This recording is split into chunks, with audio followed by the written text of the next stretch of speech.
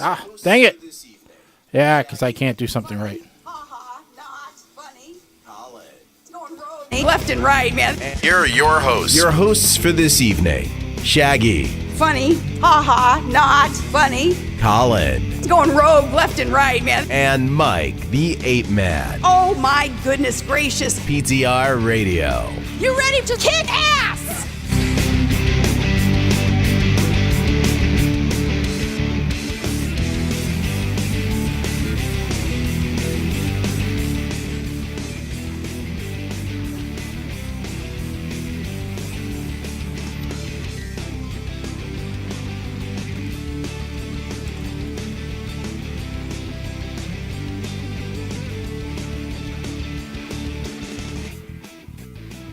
And welcome, everybody, to another edition of PTR Radio here on the fabulous interweb. That's right. Another Monday is here. And, better than that, it's the Monday before Thanksgiving. Oh, because we skipped a week. It couldn't really be helped. I was coming back from vacation. Mike was going on vacation.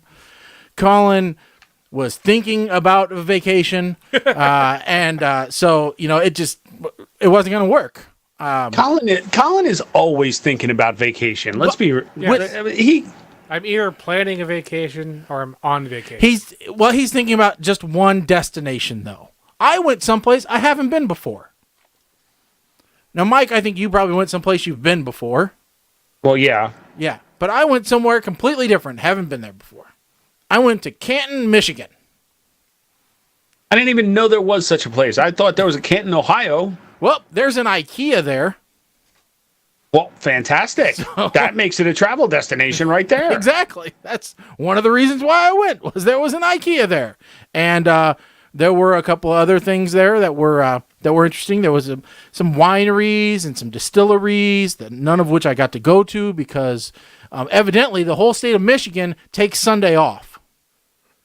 I did not know this, but there's nothing open on Sundays. And Mondays, a lot is also closed. I don't know if they're getting really drunk on Saturday and it takes 2 days to recover or what.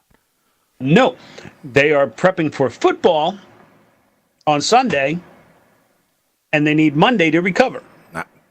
It could be. All I know is that I was lucky to find like a convenience store open on Sunday. We were looked at like heathens when we said, "Hey, is there a liquor store around here that's open?" What? On God's day? No. Yeah. Well, listen, God drank wine. He turned water into wine because it tastes better. Yes, he did. So if I need wine for my religious ceremonies on Sunday, I guess you're having juice. Yeah. I'm sure there's only one reason I can think of going to Michigan, and I'm sure that's not, you didn't go there, so.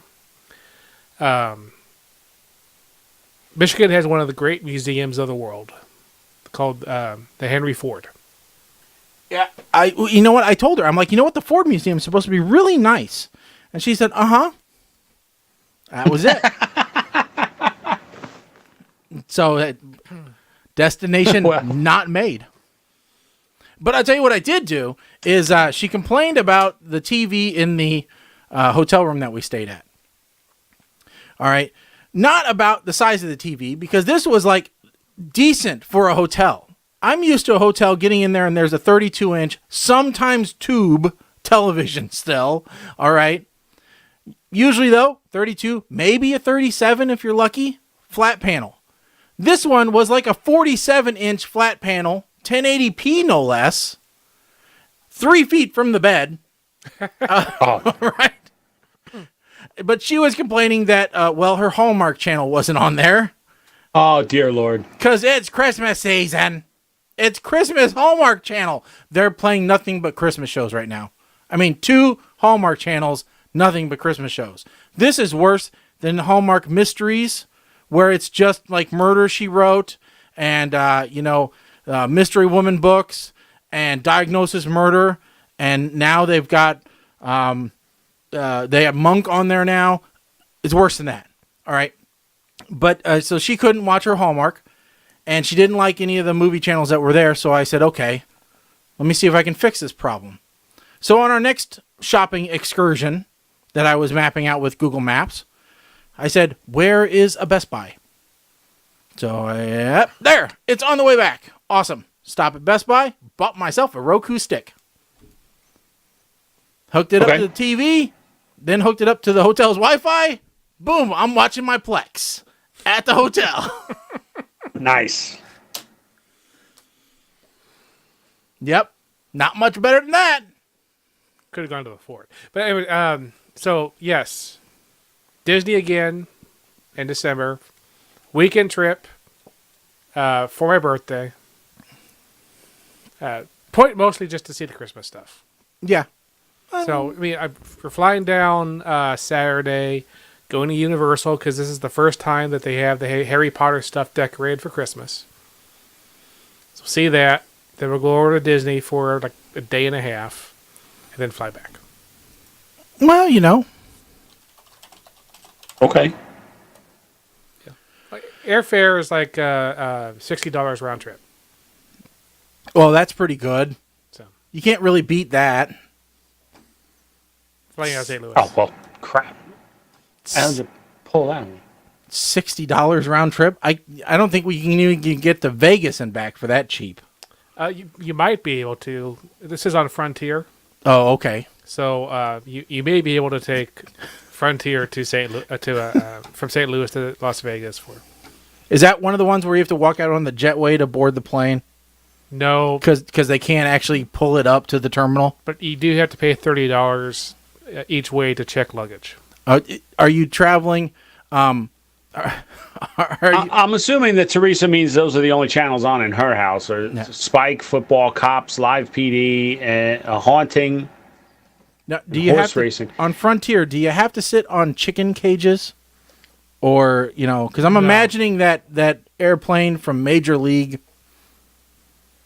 Well, I was imagining the one from the Golden Child, where you got the woman across the way, the hummus de Bahamas, the hummus de, and she's showing you like raw fish and chicken leg, Bahamas de Bahamas. Alan sitting there, I know Melaya. Oh, the Batacatachel no I mean, don't get me wrong. If Frontier wants to sponsor one of the shows, we would gladly. If they want to sponsor Mike to fly to Springfield or us to fly to Jersey, more than willing to say, I'll tell you what, we'll do a review, a customer review of your airplane. Okay. We have to debate this, so I hope the phone is working. Yeah, phone's working. The best place to go for vacation? Atlantic City? No, not Atlantic. If you're going to go somewhere to gamble, you go to Vegas. Not Atlantic City. Not Atlantic City. I was just there on Sunday. No, that is not a destination spot. Absolutely not. Didn't I see Atlantic City on one of those like Breaking Amish videos or something? Or maybe I saw it on My Big Fat Gypsy Wedding featured there, and it was like the place where they go. Probably Gypsy Wedding. Think I might have seen a couple of them walking around. Yeah. Atlantic City. Why? That's like saying the best beach is Jersey Shore. Do they even have a Cirque du Soleil show at Atlantic City? No. It's not even. No, if you're lucky, you get like Bobby McFerrin. The Don't Worry, Be Happy guy. For those of you that are younger or younger than 40. You get retired or semi-retired. Atlantic City is where like rock bands go to die, okay? You'll see like Boston. Oh no, that's where you get the power shows. So you get Boston, In Excess, the Georgia Satellites, and I don't know, the Blues Travelers on the same set. All right. You don't even really get a whole lot of that anymore because the House of Blues in Atlantic City closed. Yeah. So you don't even get a whole lot of I'm a DJ.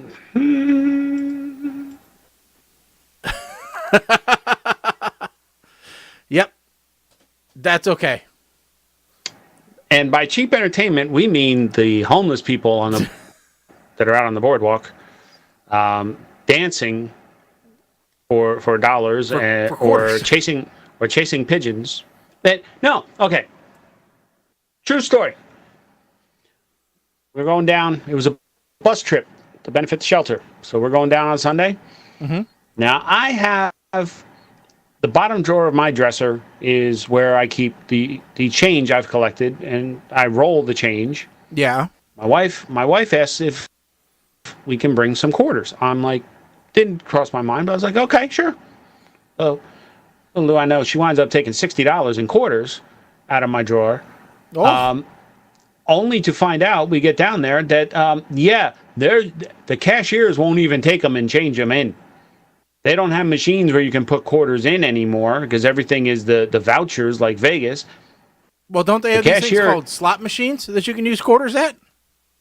Slot machines use vouchers or dollar bills. Oh, horrible.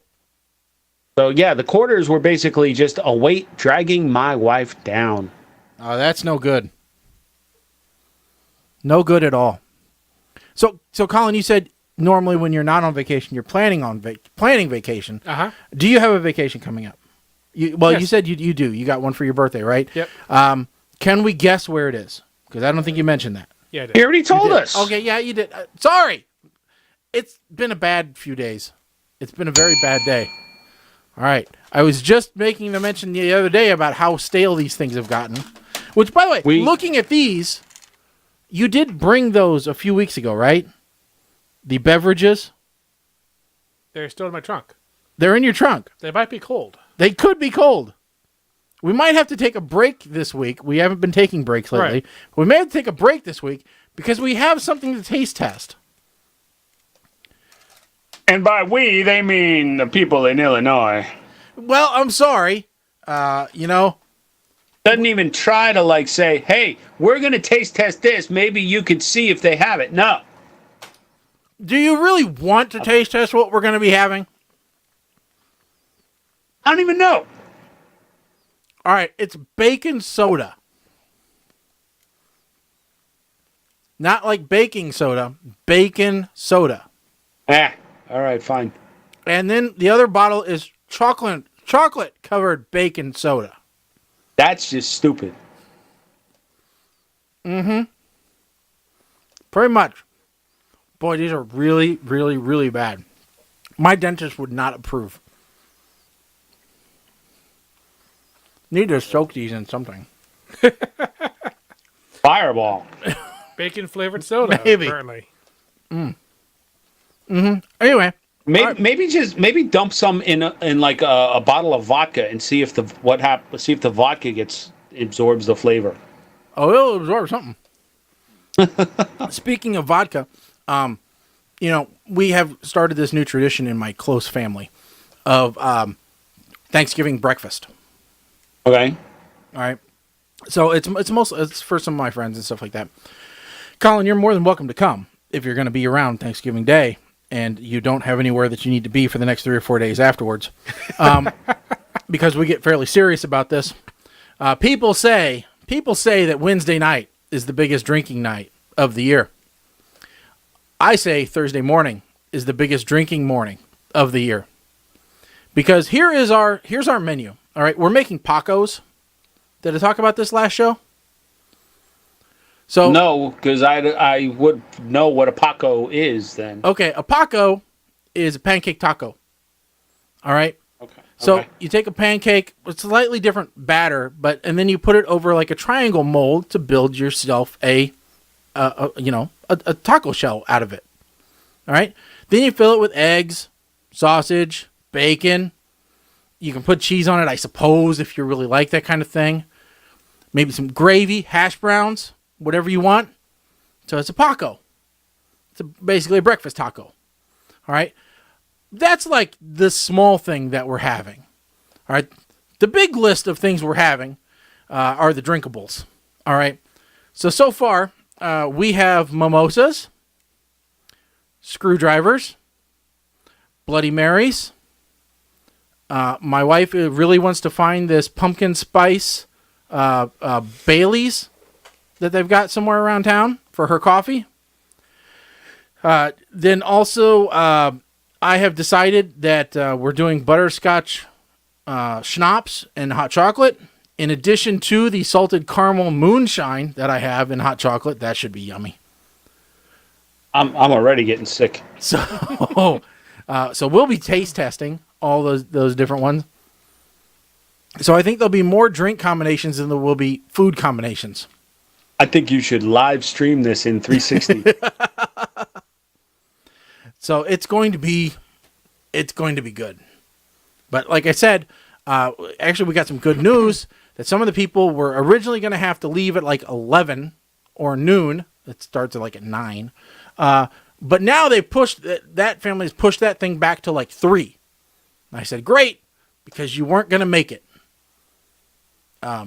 Last year when this happened, several people showed up to their families' houses drunk, which in my mind is the best way to go through Thanksgiving.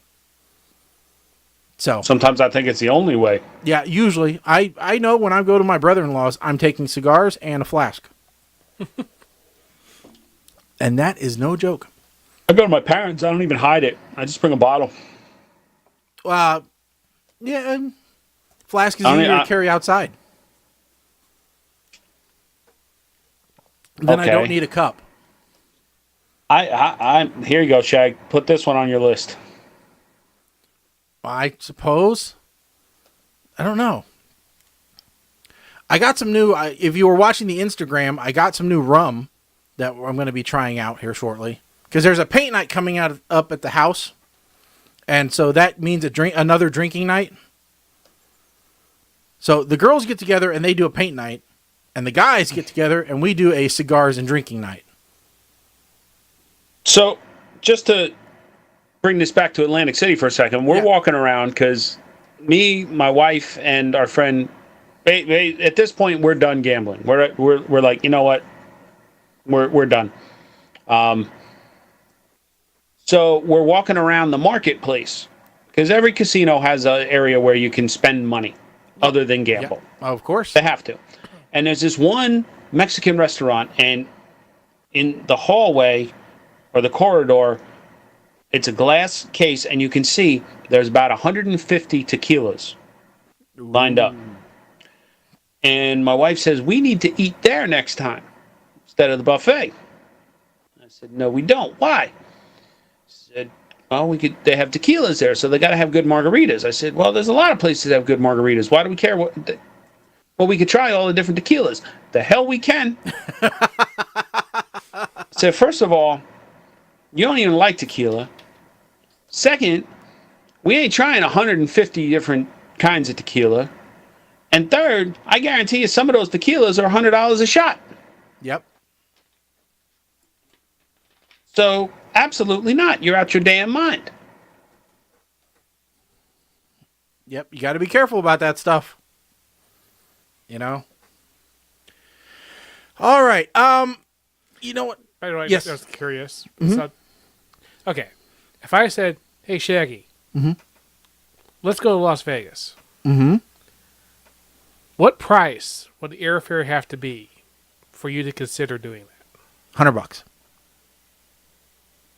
Apparently he wants to go to Vegas because it's $25 each way. All right. That's no luggage or anything. That's just, an overnight bag. A backpack, yes. Okay. I could do that. I could do Vegas in a backpack. That was a commercial, wasn't it? I have spent a weekend in Vegas without a hotel room. I've made a meal out of condiments. Wasn't that a commercial? I don't know. That's great. We'll have to find it now, though. Mostly I've been trying to figure out how we can get Mike there somewhere that isn't a lot more money than that. I know. You know what? I don't see an ad for that. 10 ways to use condiments from the kitchen. Thanksgiving condiments complement the meal. 10 condiments you should always have and how to use them.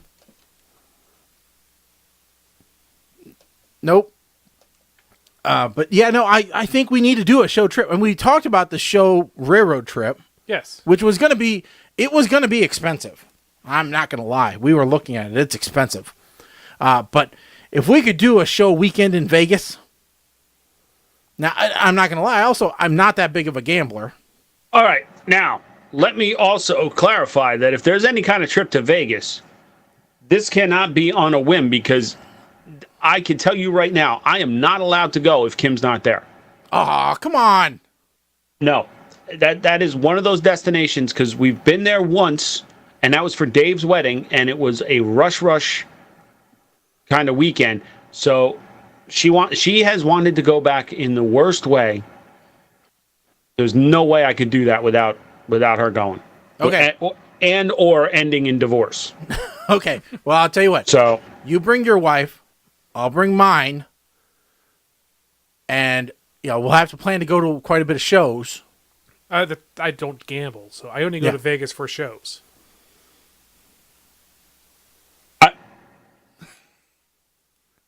Yes. I don't really gamble either. I play the penny slots and get drinks.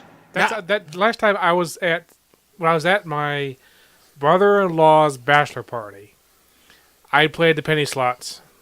I lost all my pennies. He played blackjack and made a lot of money. So now here's the other issue I have. Yeah. With Atlantic City, at least with Tropicana, because that's where the bus trip was. Penny slots. Okay? Mm-hmm. There's more penny slots than you can shake a stick at. The problem is you got to look at the number of lines per spin. Yeah. Because these penny slots actually wind up being more than being 30 cents a spin. Yeah. So you're not playing pennies. No. You're not. Most of them are 50 cents a spin. Well, but can't you say how many lines you want to play? No, this was the minimum. Oh, wow. This was the minimum on these machines. You have to hunt and peck to find the machines that you can spend like 10 cents a spin. Mm-hmm. And that's playing 1 penny on 10 lines. So, yeah. All right. So I'll tell you what, after the new year, Colin, you can start arranging a show trip along with agenda, a travel itinerary. Yeah, but see, my vacation next year is already planned. Well, it was a 4-day weekend? I'm going to Charlotte for a week in September. Okay. For a NASCAR race. All right, but you can't. Well, but there's no use in going now. I mean, there were 2 big retirements announced over the weekend, and NASCAR's not worth it anymore. No, you don't understand. My driver didn't retire. Well, yes, she did. Don't you? I will punch you in the head. You bet it. I demand a bean for implying that Danica Patrick was my driver. It's Ryan Newman, isn't it? Yes, it is. See, I remember. He drives the Caterpillar Chevrolet. But you don't get more American than that. Well, yes, his previous ride was the National Guard one. No, it was the U.S. Army. Okay, fine. I knew it was military. But, so, that was slightly more American. By the way, speaking about American, all right, I was looking, for some odd reason, the topic of, actually, I kind of know why, of The Rock running for president came up at work last week, all right? And I found the picture of him and Tom Hanks on SNL, in their little, their photo of Johnson and Hanks 2020, and it was interesting reading because he actually might run in 2020. He's not saying that he's not. In fact, there's an exploratory committee saying, looking at it. But if he does, it's going to be the most American, person ever to run. Mike, do you know what high school Dwayne "The Rock" Johnson went to? No. Freedom High. Okay. I mean, he's steeped in freedom. both of his parents were, well, one of his parents was an immigrant. The other one was Canadian, which is like American Light. So he is the American, story. This is my issue with this now, okay? And this is how Trump screwed it up for everybody. Ronald Reagan was an actor. Mm-hmm. But he didn't jump right to president. Right? No, wasn't he a governor? Or he had some political experience before running for president. Yes. If somehow Arnold Schwarzenegger was allowed to run, I would be okay with that. Why? Because he was a governor. Yeah. He has some understanding of how government works. The Rock, I don't care. The Rock may be awesome. But he has no idea how the government works. None. And that's why they need to come up with a movie where he plays the president.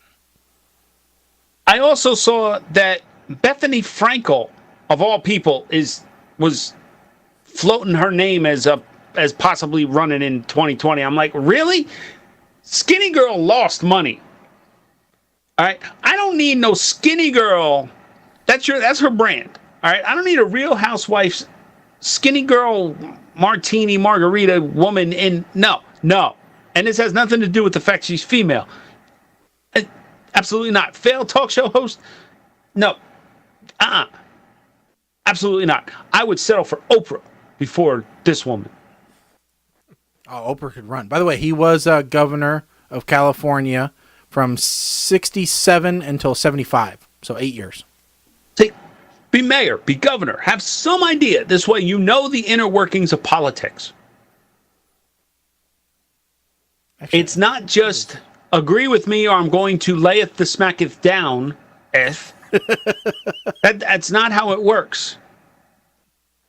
Oh, and don't forget, he also had military service. He was in the Air Force. Yeah, Ronald Reagan, not The Rock. Yes, I know, and that's why I said if he was able to run, because he is not a natural-born U.S. citizen. Yet. He's not eligible yet. Exactly. That's going to get changed eventually.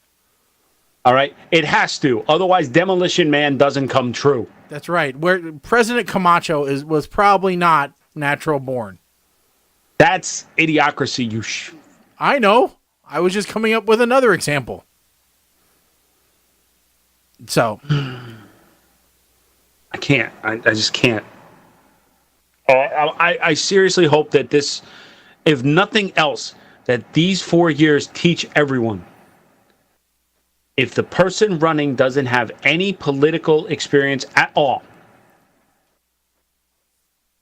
they should not be elected. Okay, but let me ask you this. If they are going to elect someone with no political experience, if that's going to happen, do you want it to be a jerk or someone who at least seems like a nice guy?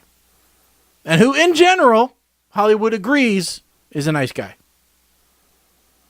Now, I'm not talking about that crazy, I was going to say, unless your name guy. I was going to say, unless your name is Tyrese Gibson. Yeah. Yeah. And so far, I think he's the only one that hates Dwayne "The Rock" Johnson. Well,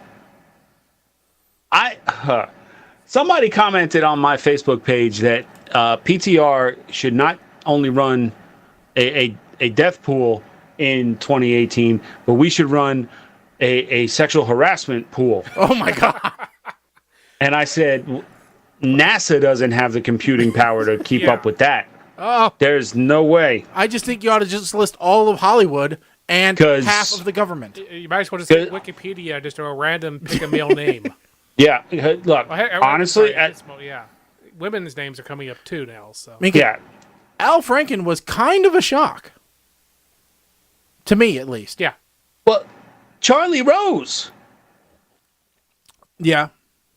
Charlie Rose. I saw that headline. Jeffrey Tambor. Yeah.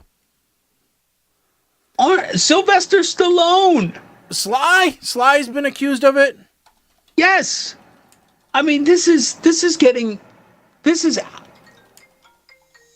Oh, we got a caller. Hello, you're on a PTR. Thank you for choosing Hilton Hotels. We would like to inform you that your booking number was chosen for a complimentary stay. For further details, press 1 now. Oh, we Placed should. on the do not call list, press 2 now. There's a Hilton in Las Vegas. I want a complimentary stay somewhere. Oh, but they're going to take too long to answer. It's just bizarre that they chose the 877 number. Oh, you take too long. So how here's many a question. great presidents were nice guys? I don't know. How many great presidents have there been? I'll tell you. That's the question. Because either I was too young or I was not into politics enough to determine who was really a great president. Well, and I think it's not something that can there's only be decided after the fact. And there's lots of nice presidents who are terrible presidents. So they have a ranking here, all right?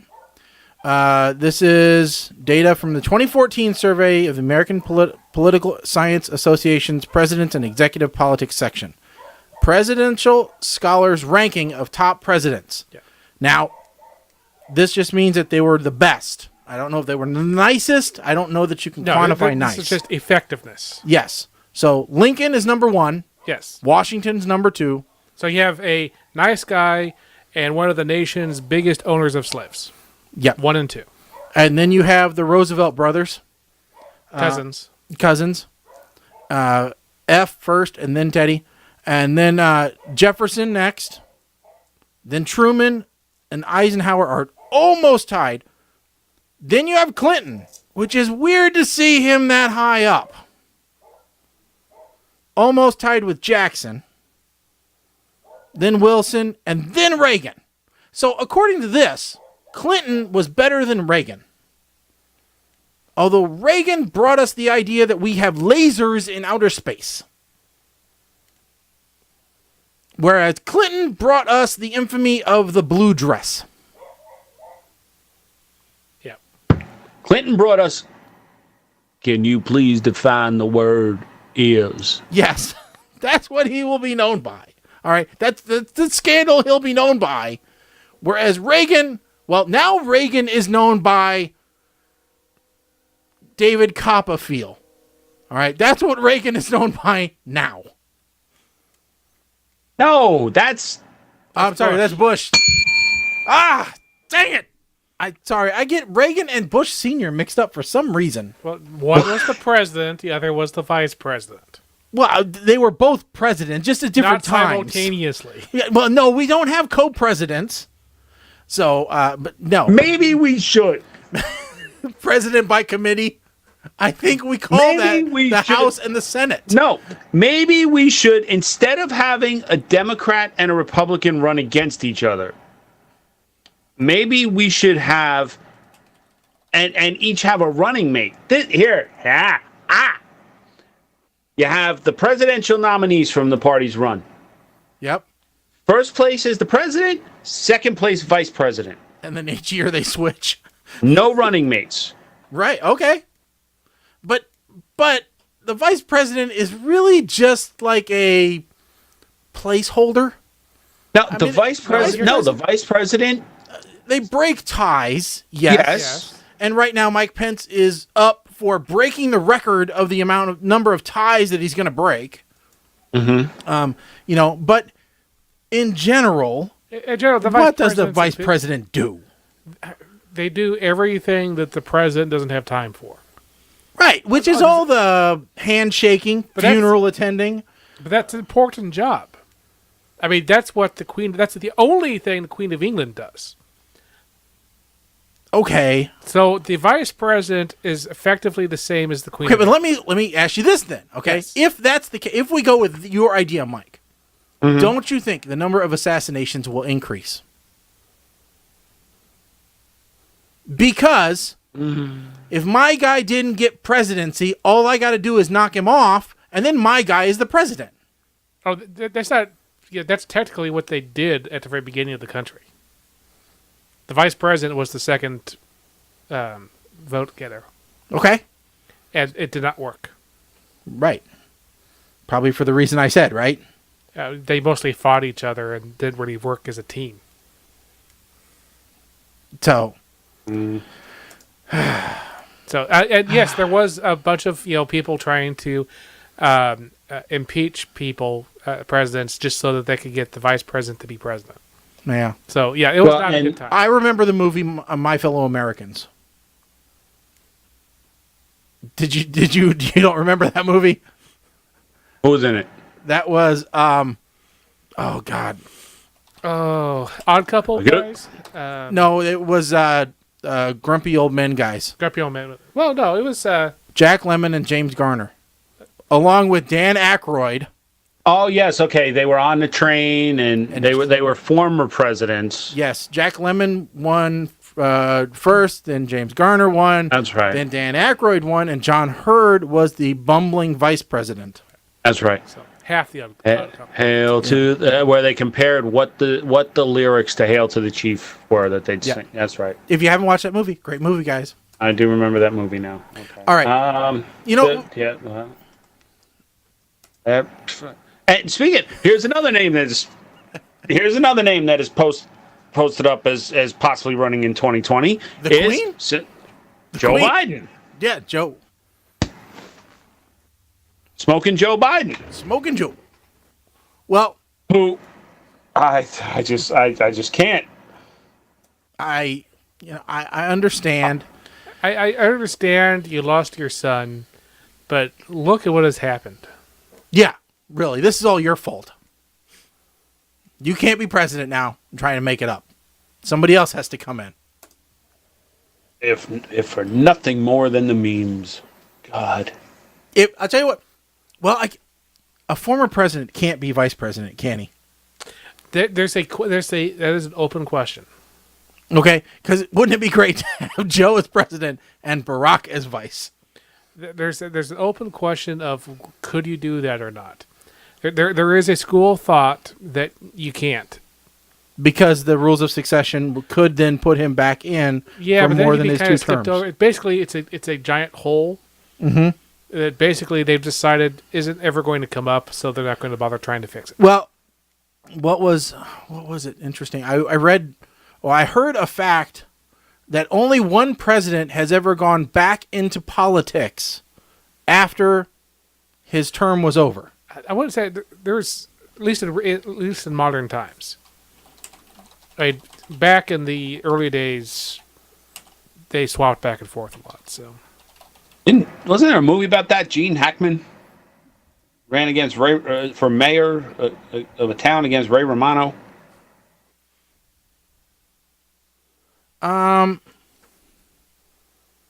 I don't know. Oh yeah, I remember that movie. I remember the trailer. I never watched. It's like The Election or something like that. what was the one where the guy was it Dave? Oh, Dave was awesome. Dave was a great movie. So he was sort of president, and then he was running for something else at the end.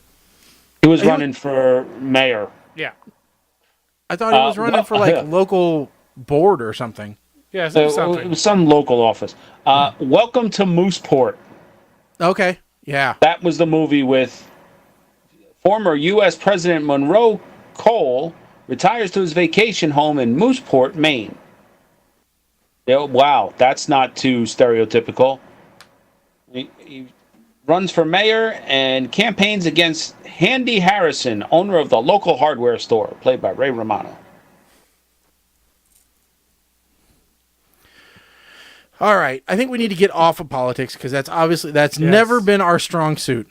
Wanted to say one of my favorite new shows of the season. The Orville. No, because unlike The Orville, my other show looks like it's going to be canceled, which was The Brave. Okay. Yeah, no, The Orville's already signed on for season number 2. Right. Yippee. So It was the first of the new class to get a second season.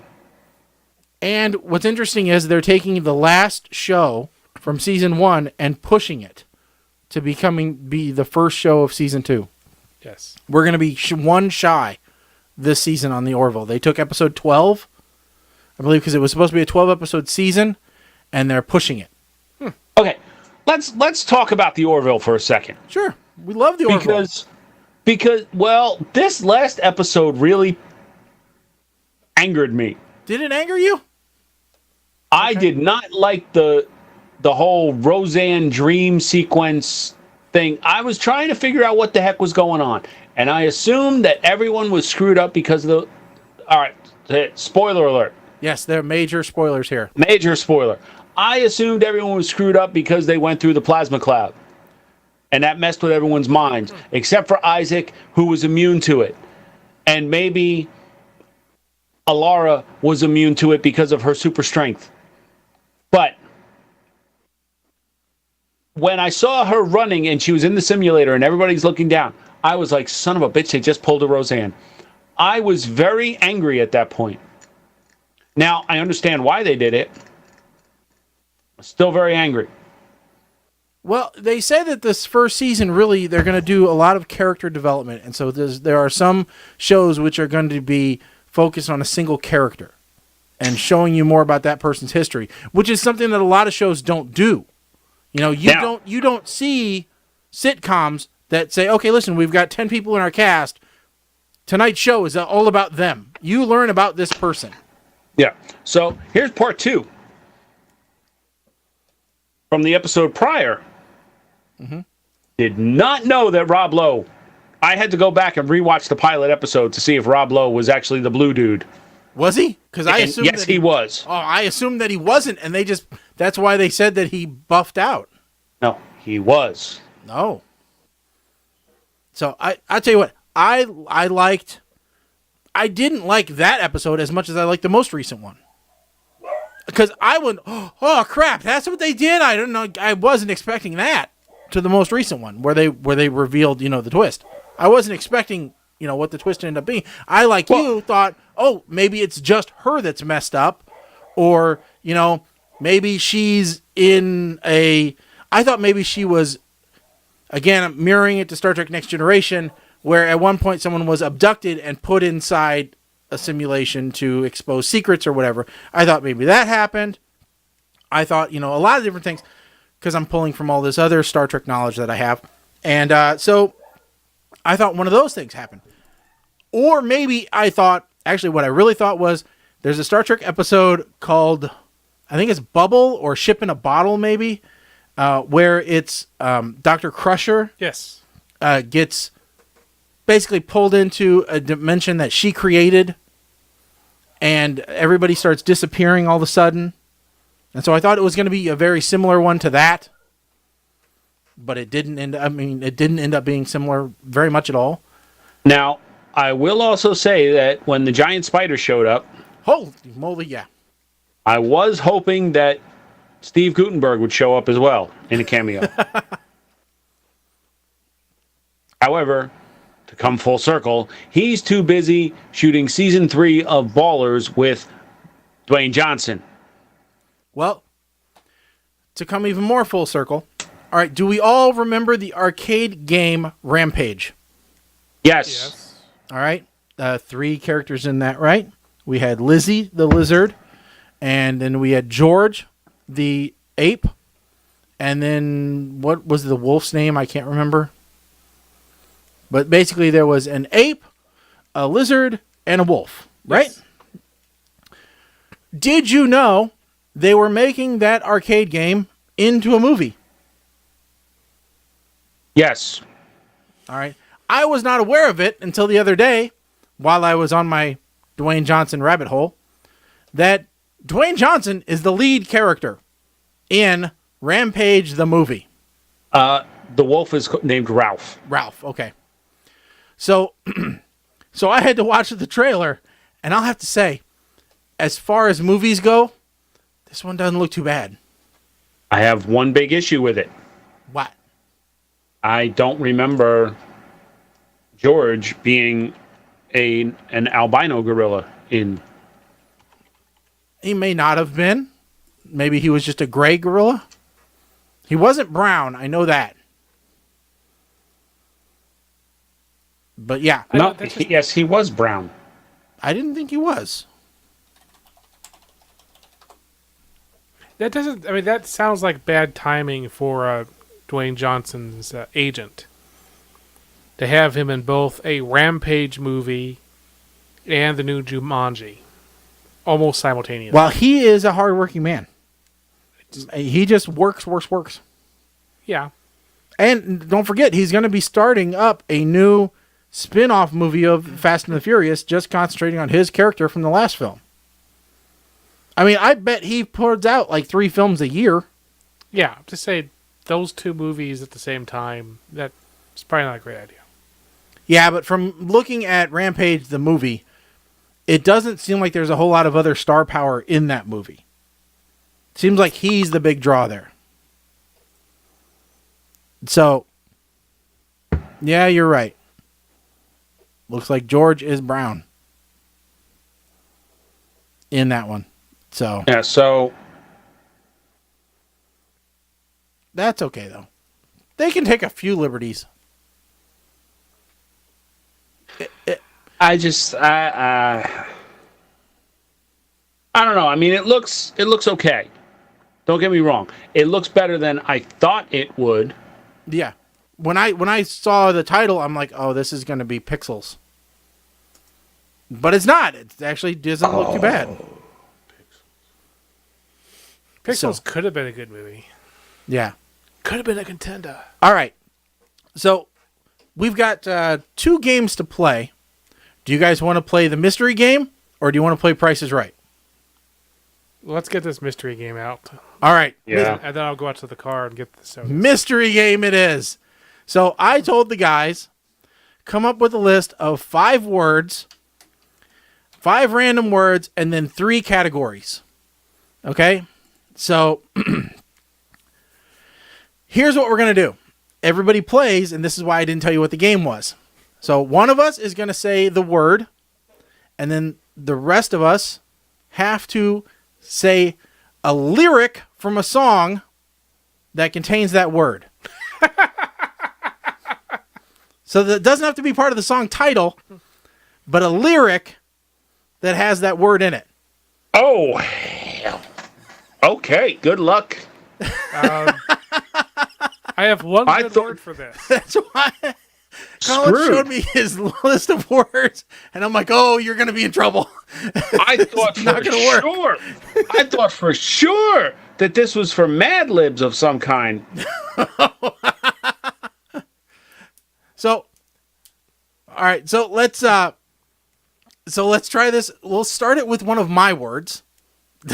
Then we'll get to your 2 disasters. And we'll do the words first. All right? Okay, so this is good song knowledge for you guys. Mike, I know you're a big song guy. All right, you've got a pretty good handle on different songs. All right, Colin, Not so much. not so much. All right. So we'll go with the first one. 1 is the word. Are we supposed to Just say blurt it out if you know. it's the loneliest number. Okay. Yeah. You got another one, Mike?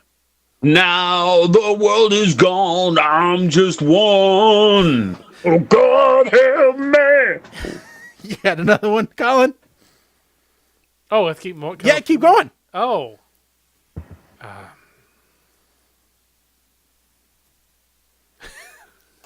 See, that word's almost too simple. You take 2 steps forward, I take 1 step back. We No. go together because I. I can't remember the number. It's 2 steps forward, 2 steps back. Oh, So okay, you're wrong. damn. Sorry.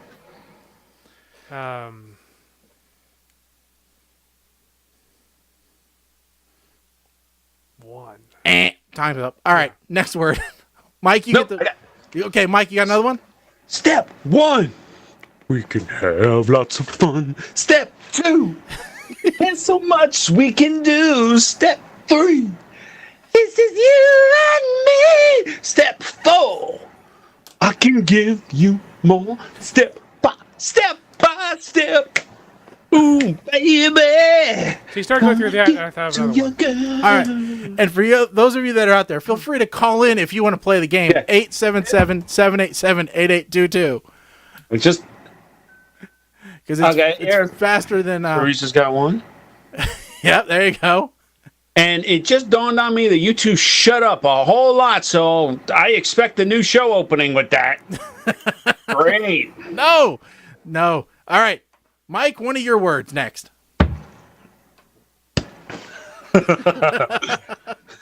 Vapor. What? I don't even know any songs. I told you were screwed, man. I have no idea. Yep. I'm out on that one. Colin, anything? No. All right. That's 0. That's a big nothing. All right, Colin. One of your words. Okay, the first word, the only word that you have any chance with, Okay. is foot. Everybody foot loose. Foot Yeah, loose. that's the one I can think of. Kick off your Sunday shoes. Put one foot in front of the other. Put your other foot down, down, down. Open your eyes. You know what movie that's from, right? Yeah, it's from Nerds. Mm-hmm. Revenge of the Nerds. Foot. I'm out of words for foot. I'm out of... I don't know. There's one I can think of. But All I can think of is I would walk 10,000 miles, but that has nothing to do with foot. I don't know. You got one you said? yeah, there's that the police song, The police song. That doesn't help. Sting. Something about footsteps in the sand or something. I don't know. I don't know that one. All right, back to me. All right, next word. Sugar. Oh, honey, honey. That's the same one I was thinking of. Dang it. That's stuck in my head now. What's the song of Brown Sugar? Brown sugar. Yeah, Brown Sugar. How come you taste so good? Yes. Rolling Stones. All right. You guys couldn't remember pour some sugar on me. Yeah, well, I was going to get there. I was thinking Sugar is the title of a song, too. And Maroon 5 or Adam Levine. Yeah. Sugar, you're sweet. Oh, down on me. I know the song, but for some reason I never realized that the word was sugar. Let's see. Sugar pie, honey bunch. You know that I love you. Can't help myself. All right. Mike, a word from you, sir. Pine cone. Jesus.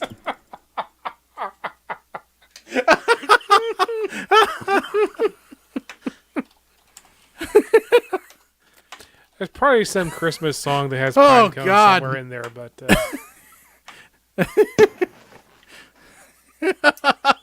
I just saw something. I'm going to use this as a policy. You'll see it the next time through. I'm not going to tell you what my new policy is, Okay. but I will use it next time through. Okay. I can't even know. This doesn't even make any sense. I looked for it. I can't find it. All right. Okay. So, Colin, one more from you, and then we'll go to categories. Because that's actually easier. Oh, so we're not going to go through all this? No, not at this point. Okay, I'll try to find a word that's useful here. You two have made words that no one uses in regular life.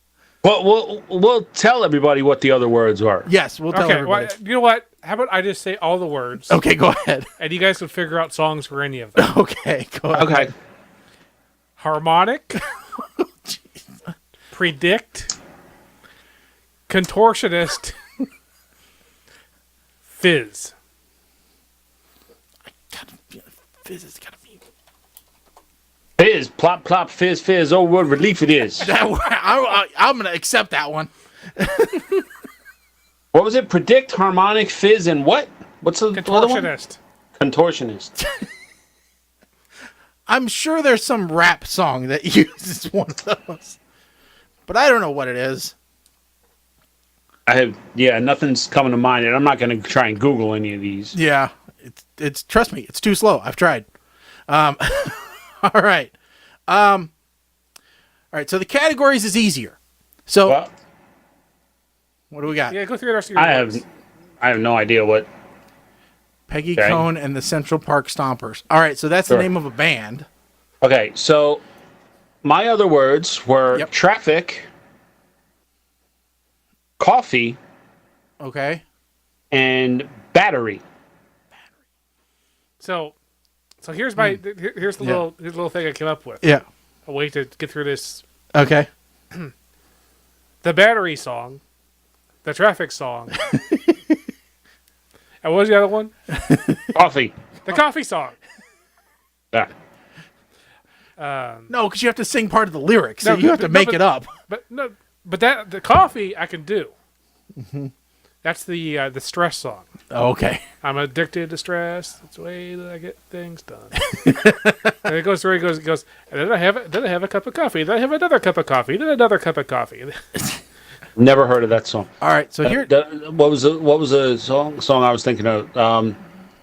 Was it by Squeeze?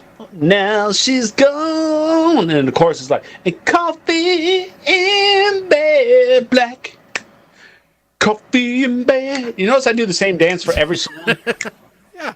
You really should have been like a Ronette or something. Yeah. All right. So here's my other 3 words: river, baby, Crimea River. Down Baby. Okay. and home. where the heart is on the range. Sweet Home Alabama. No, Take- you're not alone. Gonna make this place your home. Take me home tonight. I don't want to let what was you the name go of that to show? the light. The one with Wilfred Brimley and Are you talking about was it Our House or Our House. Yeah, not home. You're with right. Corky? No, That didn't That that was have not Corky? Corky, no. Okay. That was Life Goes On. Okay, sorry. All right. So categories is easier. All you have to do is come up. Sure. No, it Okay. really. Well, I don't know about you guys' categories, but mine is easier. All you have to do is come up with the lyric of a song that matches the category. So, for example, my first category is colors. So, therefore, you could answer with purple rain, purple Okay. rain. All right. So, Mike, any color songs from you? 99 red balloons. Well, you have to sing it. 99 red balloons sitting in my living room. All right, Colin, color songs. now you make me sing, so I could come up with.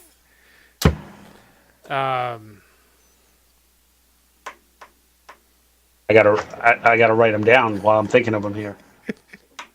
Okay, there's the song the Munchkins sing about following Yellow Brick Road. There's a color in that, Okay, that's fine. but that's just follow the Yellow Brick Road over and over again. All right, we'll accept it from you this time. Follow the Yellow Brick Road. All right, That's there we fine. go. That's good. All right. I see a Baba room and I want to paint it black. Okay. All right. All right. Mike? I'm blue, a dabba dee dabba die, a dabba dee dabba die, a dabba dee dabba die. Colin. Okay, can you match the category? What? You can say the word color. Okay, so true colors shine through. Okay. All right.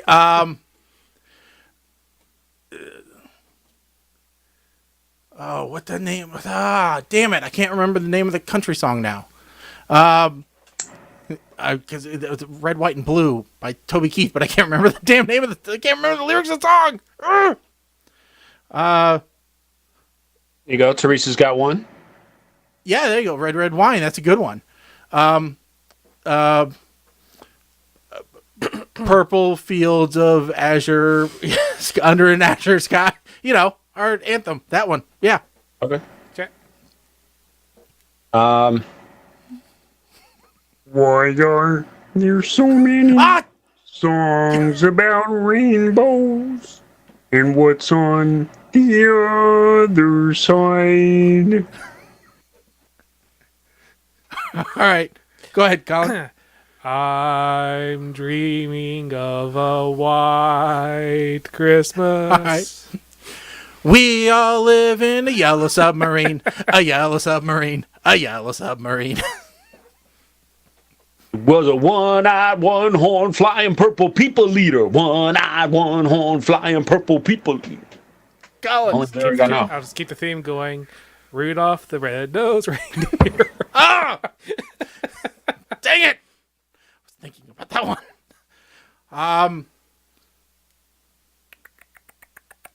I'm out. I'm done. All right. It's just between you two now. Whoever gives up first. You're up, Mike. We have a listener submission. Mm-hmm. Oh, good one. All right, so I'll keep up with my theme. It's not easy being green. Mm-hmm. Oh, that's what. Isn't that the same song? Yeah. That's the same song. It's not easy being green is the same song as. Yes. Is it? Yes. What was the other song? You said, yeah. It's the same song.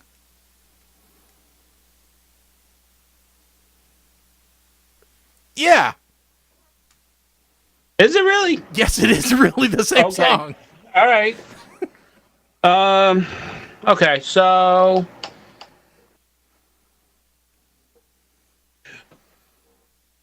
I see our president and he is effing black. It's not the same. That's not the same. You're right. That is a different song. Colin, you got any more? I don't know. All right, we'll call Let's just go on. All right, Mike, one of your categories.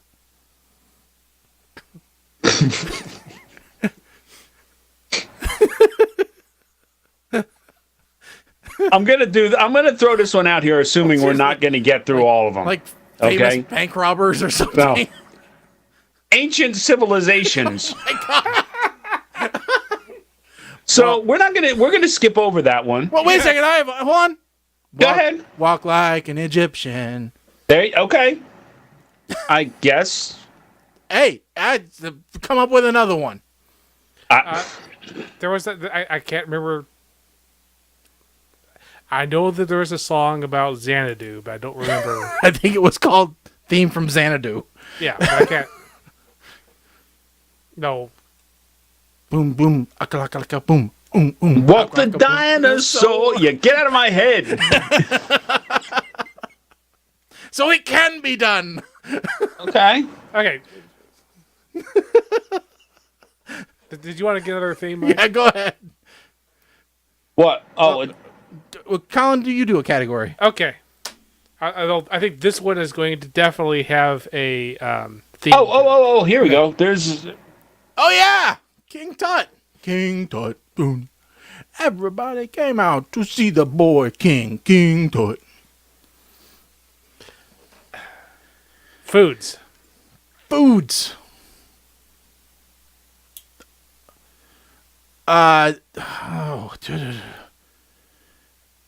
Everybody's doing the watermelon crawl. God, I can't remember the lyrics though. But we don't have to That's do okay. that one. That's close enough. I don't actually see. I remember this song, and I remember a video for it, but I don't know if it was ever actually released. And I want to say it was Greg Kinn, same guy that did Our Love's in Jeopardy, and that song. The chorus was like 2 triple cheese side order of fries, 2 triple cheese side order of fries. I don't. You know what? I'm gonna take it because you put passion into it. Okay. All right, Colin, do you got one? There's one from Gail. Yep, there you go. Well, there's an entire artist that you could just use over and over here. Okay. But we'll go with the most famous. Uh-huh. Eat it. Yeah. All right. Bye bye, Miss American Pie. Took my Chevy to the levee, but the levee was dry. Mike? I want candy. Dun, dun, dun. I want candy. All right.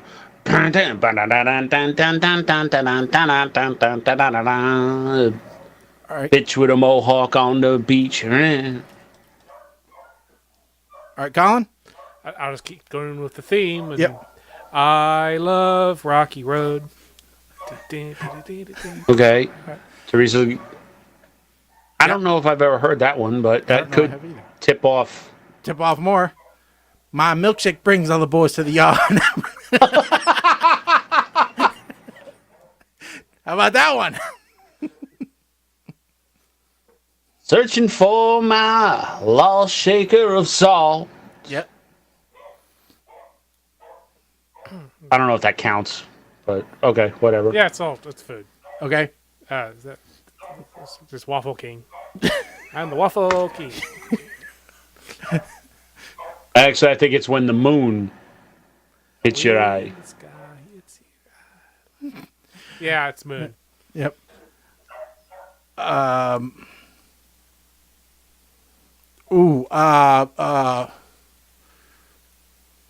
What the hell's the name of the song? Ooh, I heard it through the grapevine. Ooh, in the California sunshine. Something like that. I don't know. Yeah. Anyway, California Raisins.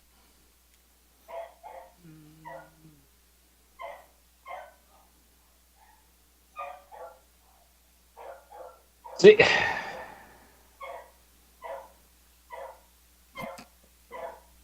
That's the dog in the background having a hurt. I'm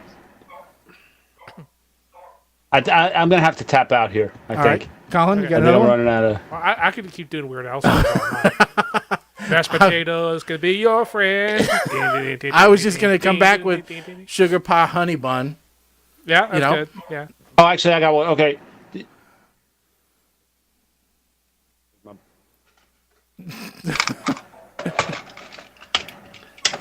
This shit is bananas. BANANAS.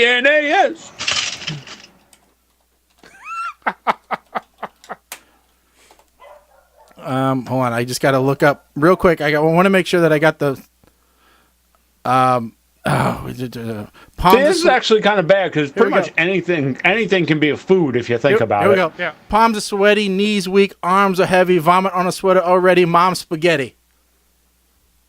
There you go. Food. Yeah. Spam in the place where you live. Spam. All right. I think we're going to call Colin the just having to Yeah. knowing the encyclopedic works of Weird Al Yankovic. Yes. La la la la lasagna. Boy, he should be a lot fatter than what he is. He's actually he's a vegan. Oh God. All right, but now everybody knows how that game works. So next time we say this, then we'll, but what do we think? Good game? Good game. Fun Yeah. game? All right, so then in the next hour. I think it'd be better if we actually thought of words that might make good songs. Yeah. Other than, contortionist. So I swear I thought this was going to be some kind of Mad Libs type thing. That's why I went all nuts with it. that's all right. So what we're going to do here in about probably 20 minutes or so, maybe a little bit less than that, is we will go through and we will do the we'll do the Price is Right game. We're going to do the Black Friday Price is Right game is what we're going to do. And so I'm going to set up. Yes. I'm actually sitting here thinking about it. This would be good for I'm thinking my next trivia night. Yep. Pick two contestants. Oh, yeah. And they have to go back and forth. Like a rap battle. Yeah, basically. Yeah, no, like I said, I like this stuff, so, and I find it from other people. I'll send this one over. Yep. Or another good one for food. Yep. So, yeah, there's all kinds of stuff that we can do. So my other categories were animals, which actually probably would have been easy. Yep. And dead celebrities. Oh, that would have been hard. That would have been, well, actually, I can only think of one. One song. Well, see, two variations of the same song. But see, that also, like, if the person singing it is dead. Well, okay, I guess you could do so, that. Yeah, I mean, there's some room for interpretation on that one, but. Yeah, true. So, all right, we're going to take just a quick break here. We're going to be right back. You're listening to PTR Radio here on the fabulous interweb. Need a website? RadicalThinking.net makes it easy. We specialize in secure web portals that you'll be able to modify from any computer with internet access. Meeting all your website needs from hosting to design, RadicalThinking.net can provide a custom program just for you at a price that won't break the bank. Don't pay more for lower quality. Trust Radical Thinking with your website. Check us out on the web at www.radicalthinking.net or email us at info@radicalthinking.net with any questions. Bud Light presents Real American Heroes. Real American Heroes. Today we salute you, Mr. Fake Tattoo Inventor. Mr. Fake Tattoo Inventor. Through the miracle of hypoallergenic adhesives, you transform us from mild-mannered accountant into roadhouse biker hooligan. Be it screaming skull or thrashing tiger, you've got a temporary alter ego for any occasion. Flaming dragons. What else says, I love you, Mom, like a heart with a sword through it? You know I love you, Mama. So crack open an ice-cold Bud Light, Mr. Fake Tattoo Inventor guy. We may not have been born to ride, but thanks to you, we can feel like it. Thank you, Mr. Fake Tattoo. Ranger Station. Yeah, hi. I'd like to report a bear sighting, as in Smokey Bear. We were about to head home after a bonfire, and Smokey said the fire wasn't actually out. He said if it's too hot to touch, it's too hot to leave. Did you know that 9 out of 10 wildfires are caused by humans? No kidding. I'm a forest ranger. We never kid. Sorry. Kidding. Get your Smokey on. If you see someone in danger of starting a wildfire, step in and make a difference. Brought to you by the U.S. Forest Service, your state forester, and the Ad Council. Learn more at SmokeyBear.com. Only you. We now return you to the guys who think that the real reason that Jesus Christ was crucified was because he was using OS 10. You're listening to PTR Radio, live on the No Holds Barred Radio Network. And that's what happens when we don't go to break very often anymore. We get stuff from old radio networks that we haven't actually been on, and we outlast the radio networks as per usual. Yes. But amazingly, OS 10 is still, it's current. Yeah. Well, that's because Macs don't ever get updated, as we know. So, but we did have enough time for Colin to run out to his vehicle and get the taste test items for this evening. So he'll hold those up to the camera. Yes, bacon soda with chocolate. He might. Yeah. You can barely see right there. It says artificially flavored. Yeah, and then we also have regular bacon soda for when you don't need the chocolate fix. So we're gonna taste test these and see how they do. This is from Lester Fixin's. I don't know. It's not brewery, but bottling company. Yes. And where did we get these again? Rocket Fizz. And so we got them over a month ago, I believe now. Yep. Oh, so they should be well aged. Yeah, exactly. They've been just further aging in the bottle, as we'll say. But yeah.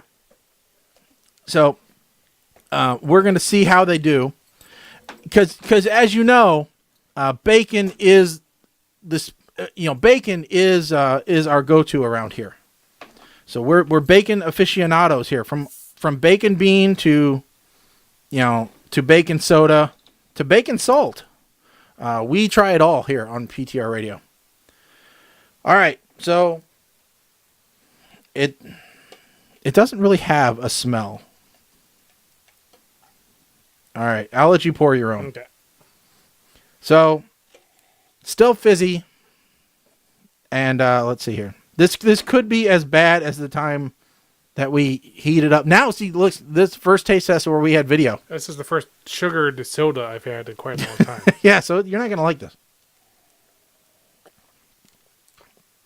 All right. There's a definite smoky flavor to it. Yes. But it's not as horrible as I thought it would be.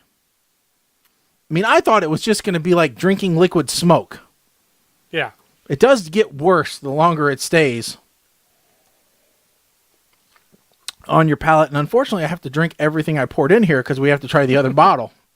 So that's the damage of putting in too much, you know. So that's...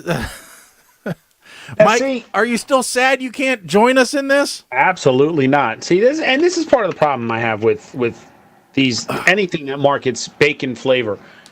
Smoke is not bacon flavor. No. Okay, let's be real clear about that, people. Let's move this. This was basically bacon bean aftertaste soda. Yeah, it was like Sprite with bacon beans soaked in it. And more sugar. Yeah. All right, so now... But that might just be my taste. Now the much darker bacon soda with chocolate, which I expect the chocolate to be extremely overpowering in this. Don't you think? It better be. It's going to be smoky chocolate. Yeah. Gym sock is what it's going to be. Ugh. And I'm going to tell you right now, I'm not pouring nearly as much of this. Howard. Yes. Yes, I am when it comes to experimental drinks. I can smell the chocolate from just that bit. It's very pungent. So, can you smell it? Oh, yeah. Yeah, so this is, you know, folks, that looks like burnt coffee is what it looks like. All right, if you took a Rolo or a Tootsie Roll and you melted it down. The chocolate Tootsie Roll Pop. Yeah. And put it in with some Sprite. Yeah, luckily the bacon flavor is non-existent. Yeah, no, it's you're drinking a Tootsie Roll. Yeah. Yeah, this is chocolate Tootsie Roll soda. Honestly, not as bad as the other one. Because the chocolate overpowers it so much. Yeah. I can't recommend this. Don't get me wrong. We are not recommending either of these sodas. But not as disgusting as originally thought. Not recommended. No, we can't give either one of these a seal of approval. I'm sorry. Did you want more before I put it to the side? No, the sugar is... The sugar is going to wreak havoc with you here in a second. Yeah, it already is. Colin's going to be bouncing off against the walls. So yeah, that's not good. And I've had diet soda mostly, so, you know, that's also... Well, I've had real sugar, though, so it's not as bad, but, yeah. Not in soda form. All right. Next up, because, you know, we've got a little while before we've got to do our reviews. We do have our 2 movie reviews this evening, as per normal. We have Skin Trade and Father versus Son this evening to look forward to reviews. And, you know, we'll see how that goes. But first, Black Friday Price is Right. Now, you'd think I'm going to ask you to come up with prices for this coming Black Friday, but that's not going to happen. No, we're going back to 1996. Oh, my God. So, a year after I graduated, Colin, were you 96 graduation or 95? 6. So, this is the year you graduated. Mike, you'd already been, what, you were a sophomore in college? I would have been a senior. No, a junior in college. Junior, all right. So, and that's only because I reclassified myself to 96 is when, if all went as planned, I should graduate at college. Let me give you just an idea. Let me take you back a little bit, okay? To give you an idea of some of the things in this ad. We're looking at Best Buy's Black Friday ad from 1996. Some of the things which you probably would have wanted to buy in 96. The You Don't Know Jack CD game. Oh, yeah. The Microsoft Flight Simulator. Uh-huh. Okay? Some Norton Antivirus 2.0. All right? And Print Shop Ensemble 3. Those are just some of the things you might have wanted to buy. Oh, and I'm sorry. For all your web editing needs, because we're big web people here, right? Front page 98. Or actually, not just front page. I'm sorry. No number after that. I thought I filled it in. So, let's see here. Really? Yeah. Really? Are you trying to make me drop the band hammer here? All right? Really? So, 6th grade. let's go fairly. You're not going to know any of these. Let's go You were fairly born easy. 20 minutes ago. Your hair's still wet from the frickin' womb, all right? All right, so Mike. All right, a must-have for everyone in their home office, because you work from home sometimes. Uh-huh. You probably knew back then that that's what you were going to do, so you probably kept your eye out for one of these. Colin, I know you wanted one of these because you were just that kind of kid. How much do you think a Sharp fax machine with built-in paper cutter would have cost you in 1996 on Black Friday?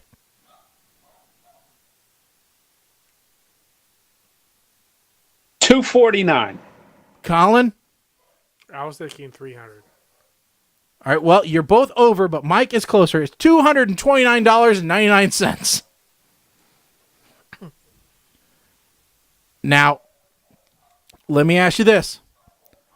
It'd be helpful if you could at least give us a picture of these things. Well, I can't give you a picture without giving you the price. I was actually picturing a full-sized fax machine. It is a full-size fax machine, sir. All right. You both can imagine a pager, right? Oh, yeah. Okay. How about a 30-message pager? Everybody had one of those in the 90s. How much would you have paid for one of those on Black Friday in 1996? A Uniden 30-message pager. Okay, I have absolutely no clue, so I'm going to go with $199.99. Mike?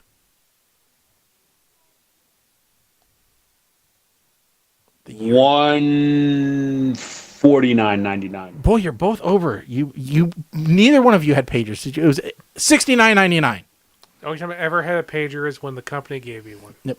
All right, let's go with something I know you both probably did back in 96.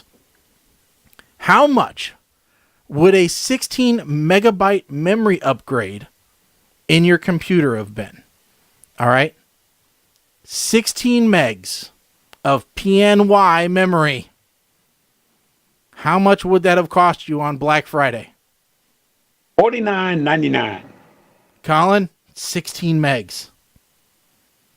I will tell you, and Mike, you can redo your estimate. This is the largest memory upgrade option you had available at the time. Redoing my estimate. Okay. So 16 megs. $99.99. All right, Colin? Teresa is guessing $70.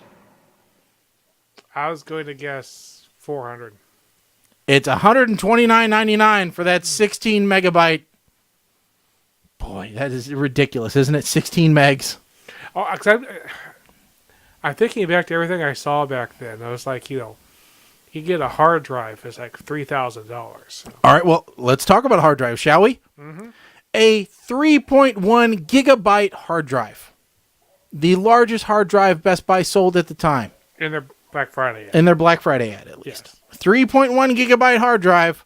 More storage than you could ever use in 1996. All right. 3.1 gigs. Colin, how much is that going to sell for on Black Friday? $138. Mike? $229. And I don't, Teresa, Teresa's guessing $250. I don't know. You got to give me an idea of what you're guessing at here. All right. Because of the delay. So, you said $250, Mike? Or She said $250. I said $229. $229. The actual retail price on Black Friday, $399.99 for all 3.1 gigabytes. All right. You can tell I wasn't actually buying anything back then. Well, here, I know you're both up on Macs. All right. Oh, yeah, okay. So let's talk about the 180 megahertz PowerPC multimedia computer. All right. Now, this had a PowerPC 603E processor, 1.6 gigabyte hard drive, 16 megs of memory, 8-speed CD-ROM drive, 16-bit CD sound card, 28.8 data/14.4 fax modem, digital answering machine, speakerphone, and it was preloaded with System 7.5, ClarisWorks, and Apple Internet Component Kit. How much did that PC, including monitor, sell for in 1996 on Black Friday? Mike. I've already written my guess down, so. This is a whole computer. Dan is guessing $1,400. I was going to guess $1,999. $1,999. I was close. I was only $100 less. $1,899. $2,399 is what it actually sold for on Black Friday. Steven, you were exactly matching mine. So let's see here. Oh, here we go. Laptops. We'll do a laptop. A Toshiba 13.1 inch display laptop. It's got an 810 megabyte hard drive, 8 megs of memory, 2 megs of video memory, an 8-speed CD-ROM drive, 16-bit stereo sound, PC card slot, integrated AC adapter, lithium-ion battery, and it's preloaded with software, including Windows 95, MS Money, MS Cell, and MS Works. So how much is that 11.3 inch 100 megahertz Pentium machine Toshiba going to cost you on Black Friday? I didn't just actually see it, but I already wrote down what I was going to do. So. Okay. $24.99. Colin, how much did you say? $29.99. But it was $24.99. Mike, you were 99 cents off and almost perfect. All right, so let's go. One last one. Now we're going into stereos. Everybody loves a stereo. Who couldn't love a stereo? We will do something that everybody had. An 8-track? Nope. We are going to go with one of the most popular cassette decks, Walkman, of all time. The Sony AM/FM Sports Walkman with auto reverse cassette player. This is the yellow one, for those that remember the colors. All right. With the yellow earbud style headphones. So how much, Colin, for this? $89. Mike. Actual retail price. $54.99. It's $59.99. You are so close. Yes. When you said the yellow, that means it had the little gray clamp, so it was sweat-proof. Yes, it does. Yeah, I mean, some of this stuff, I mean, you just look back and you're like, oh, I remember having this. You know, like the 10-disc RF modulated CD changer that you put in your trunk. You know? Or the 101-disc player and storage unit for your house. Or this great 53-inch stereo projection TV with 2-tuner picture-in-picture. Didn't have that. We weren't fancy enough. It's funny that about the things that are so much cheaper now. Yeah. And some of the things you can't find a Walkman anymore. No. They're very hard to find. But like this 20 or when they came out with the Discman. Oh. But like this 13-inch TV with built-in VCR. It wasn't a good idea then. It's still not a good idea now. Has this place? No. Oh, it had its place in vans. Exactly. In conversion vans. That's exactly its place. I believe I had this Panasonic 27-inch stereo TV. But nowadays on Black Friday, you can get like a 60-inch. Yeah, HD. 60-inch 4K. Yeah. For $400. You know. Yeah, I saw Best Buy is going to have a 46-inch Insignia for like $179. Ugh. Or a 43-inch.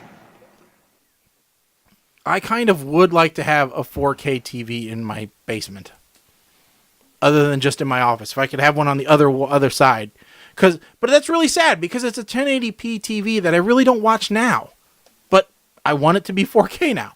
You know, what makes me want it to be 4K? You know? So, I guess we talk about this now, don't we? What? These two movies. These two movies? It is time. It is time for the PTR Radio double feature movie review. And before we get started, I'll have to say, I actually had to re-listen to last show to figure out what movies to watch because we forgot to update the spreadsheet. Oh, well, and apparently you updated the spreadsheet before I looked at it. So thank you. Well, I didn't, but somebody had to have, because I looked at the reviewed page. I looked at sheet 2, and it didn't have this one on it. Oh. Really? Yeah. It did when I looked at it. No, it didn't last night when I looked at it, which was weird. So I just re-listened to the last 10 minutes of the last show. Because I put them up while we're talking about it. So I don't know why it didn't save, but okay. Yeah. All right. Anyway, for this show... Hopefully he was watching the right ones. I was, if you guys were watching Skinned and Father vs. Son. Oh, yeah. Skin Trade, Skin Trade. All right. Which one do we want to do first? I'm going to throw it out there. I don't care. Let's get the Father versus Son out of the way. Okay. If you want to get Father versus Son out of the way first, we can. I'll start off. I did not have a chance to write down formal notes for this time, but I will tell you, Father vs. Son, I did not know that we had talked previously about making sure that we watch Christmas movies during December. What I did not know is that we were going to start watching those in November. And evidently, by accident, we decided to watch a Christmas movie this time around. Neither one of the two movies we're reviewing tonight did I pick, so you can't blame me for either one of them. Who did we decide was responsible for Father vs. Son? It's Mike. Father vs. Son stars someone who is pretending to be the lead character from American Pie and ex-governor Rod Blagojevich. All right. That's the only thing I can draw a parallel to because he just looks like Rob Lowe in a horrible wig. It is the story of a boy who has a Christmas company or a holiday shipping company or something. I don't know. For some reason, they have Valentine's Day, they have Hanukkah, they have Kwanzaa, they have Christmas, and they have everything under the sun. He has plans to purchase an egg for $150,000, then sell it for $2 million. And in the end, gives it away. Horrible businessman. I don't know how he's still in business. But in the middle of all this, his father comes to spend the holidays with him, which we never really see him spend any holiday time other than maybe a Christmas party. So when do the holidays exactly take place? I'm not sure. But we see this Rob Lowe in drag lookalike come and try and spend the time with him. Takes him to a stripper club where they meet the worst stripper in all of history, who then can't strip. They get into a fight at a strip club, which I do have to say the only redeeming quality of this movie is that is by far one of the better strip club fight scenes that I have ever seen. Because you've seen a lot of strip club fight scenes, but go ahead. Well, okay, I contrast it to Stripes and a few others that I have seen. And, you know, in this one, the women actually get involved with the fight. Traditionally, the women don't get involved with the fight. And that just, to me, didn't seem, that seems more logical that the women would get involved with the fight. So, anyway, but then the stripper who the fight was started over decides, comes to work for the company because dad really wants to bone her. And, it's just, all right. let me say it this way. This movie was made on a budget of probably $12,000. And most of it was in camera equipment because the talent in this movie was abysmal. All right? Most of it was, the remainder of it was spent renting the toupee that the lead character's actor dad wore. All right? This movie is horrible. You should never spend your time watching it, let alone calling it a Christmas favorite. I'm going to give it a puke because it was just horrendous. Colin. So, how did you describe the father character? Rod Blagojevich. I refer to him as Eric Estrada crossed with Steven Tyler, Walter Koenig's wig, and the Crazy Frog. Now, here's the part that you didn't talk about. So, the father is estranged from the kid's mother. Mm-hmm.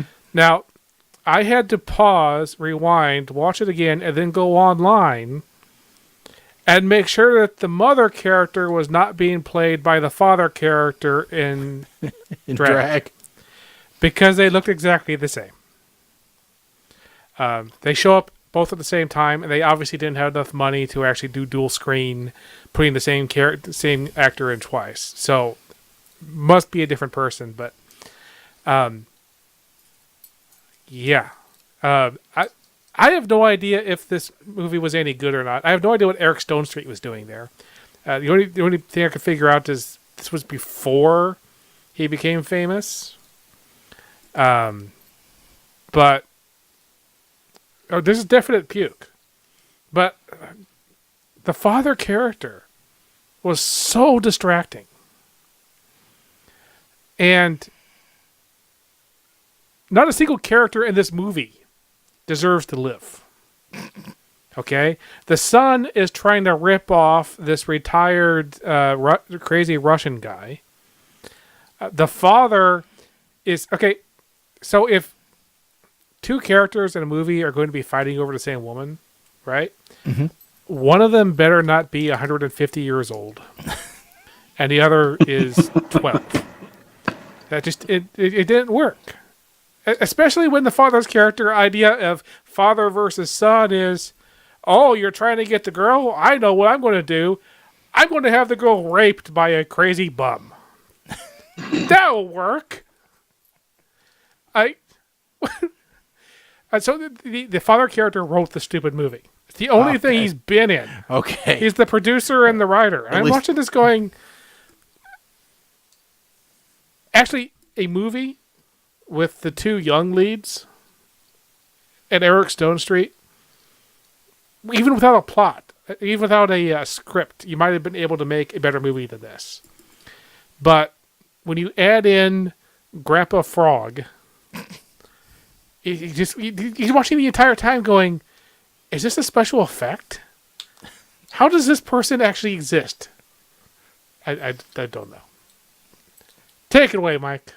All right, so I'm just gonna rattle through my notes here. All right, so the lead character, which is the son, is like if Sam Rockwell and Ashton Kutcher had a baby, and they used Rainn Wilson to make a mold for dentures for his teeth.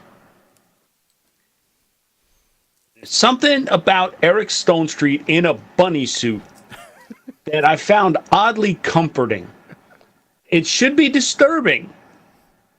And it should go right up there with the bunny from Donnie Brasco or Donnie Darko. But it was oddly comforting. Dad trying to get in the chick's pants by hiring her at his son's company, and his toupee is just horrible. It's just... In what world... Okay, so if we're all out and we're all hypothetically single, we all see a girl that interests us, in what world does saying, I saw her first, actually work? It's like calling dibs. No. At this point, the dad started to remind me of a budget Billy Crystal. wearing like the wig from. I love the that wig term. from. You look marvelous. You know, when he was Fernando with the wig. That's. Oh my God. So then we had Eric Stonestreet dressed as a bunny. Now he's dressed as a leprechaun, which is even better. Dad dancing 70s style at the club reminds me of just about every wedding I've ever been to. And you know when the DJ, like when the DJ starts playing the music to get all the parents up, that's exactly what it was. Now we see Mom in a phone booth with a rotary dial. So we've got a double unicorn from Mexico. That would make sense. The whole premise of the father and son fighting over the same girl is creepy enough, but then there's the scene where they're sharing a bed. And by them, I mean the father and son. So that kind of takes the creepiness to a new level. Drunk and hungover Eric Stonestreet is my spirit animal. I'd like to know when the hell you hydrate someone or something rectally. When does that work? It don't. I don't. I'm no doctor. I'm no expert. But I've never heard of that. Eric Stonestreet stole the show in this movie. And I really was hoping he would wind up with the girl. And this is where I had my aha moment. Where I recognize... Yeah, see, if I had looked at the cover a little closer, I would have realized earlier on that Heather Stevens, who plays Darlene, was one of my all-time favorite characters / crushes when I was younger. She was the kinky librarian in the movie Tomcats, a role which she played amazingly. And because of that, I have to give this movie a smirk.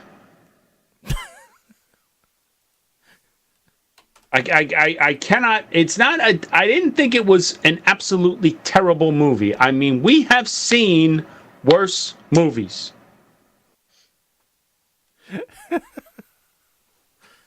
But I cannot recommend this. If you want to see what Eric Stonestreet was doing before he landed Modern Family, then go ahead, by all means, go ahead. But no, this was not something I would recommend to anyone. Really. Yeah, no, I wouldn't either. Yeah, and I can't believe how many different DVD covers they have. They have like 4. And all of them are, false advertising because they make the father character look like a human being. Yeah. Just horrible. Yeah. Yeah, I didn't even touch on the whole egg thing because that was just completely... Yeah. I don't know. All right. So the next movie up, what do they call that? Skin Trade. Is the same people? John Stevens, Peter Wolf. Oh my God, this was known by another name. I think that's another name somebody else came up with later. Okay. Can't even find out where the hell I put that one now. That's horrible. Apparently, at some point later, as a money grab, they re-released it as Modern Family Christmas. And took every... Oh my God. Wow. Yeah. That is some sleazy marketing there, man. Yes. Suddenly the father became like real life character.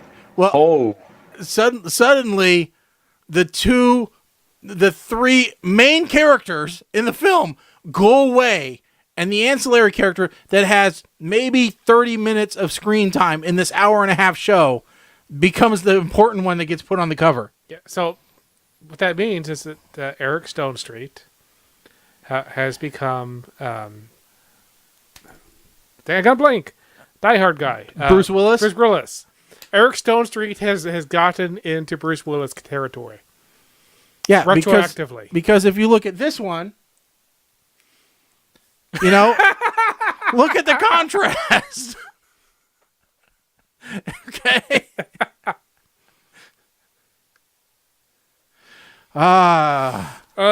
So okay. Skin Trade. So then, or prior to that for me, was Skin Trade, a Dolph Lundgren film.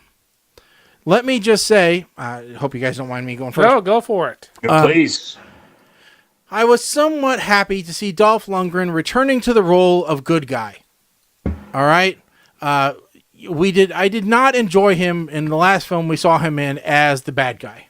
I much prefer Dolph as either angry Russian boxer or good guy because I think he plays it better.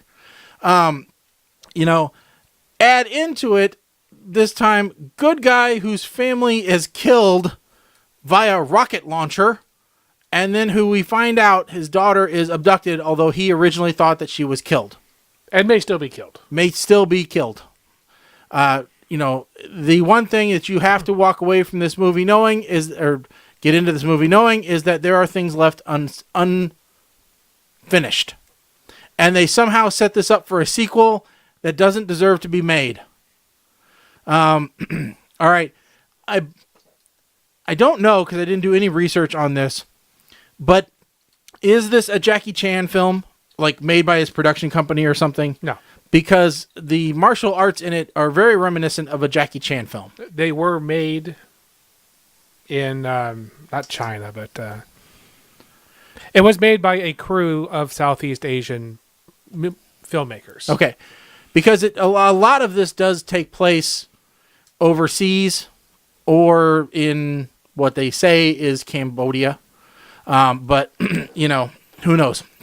Anyway, so we see Dolph Lundgren get very upset at Josh Brolin, who I was not happy that suddenly now, was it Josh Brolin? No, it wasn't Josh Brolin. It was, I'm trying to think of the guy's name. It was whoever played, who the hell was the bad guy in this one? I can't remember. Ron Perlman? Yeah, Ron Perlman, yes. Who previously played Hellboy. So among many other things, yes. Yeah, but I always remember him from Hellboy. Oh, yeah. So again, but he's playing a bad guy in this movie. He plays a really bad guy. Let me say that I really kind of skipped through the first probably 8 minutes of the movie. Because there are certain scenes in this movie where if you are a sensitive person, you do not want to watch them. All right? The fast forward button is your friend because some scenes are very hard to watch. They deal with a very real subject.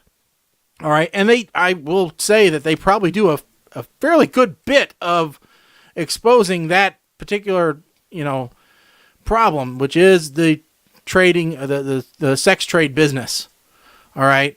And but slave trade. Yes. Well, yeah. But you know, that's not something that I want to watch. So I did skip through a couple of those scenes where they were harder to digest.